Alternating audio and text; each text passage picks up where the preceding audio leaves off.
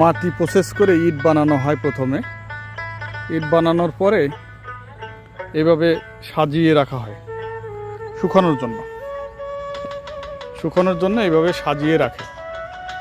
এখানে যেরকম দেখছেন এরকম করে লাইন বাই লাইন সাজিয়ে রাখে। এবার এই ইটগুলো শুকানো হলে এরপরে নিয়ে যায় তারা ওই ভাটা বলতে যেখানে পোড়ানো হয়, সেইখানে নিয়ে পোড়ানো হয়। পোড়ানোর পরে একদম সলিড ইট হয়ে যায়।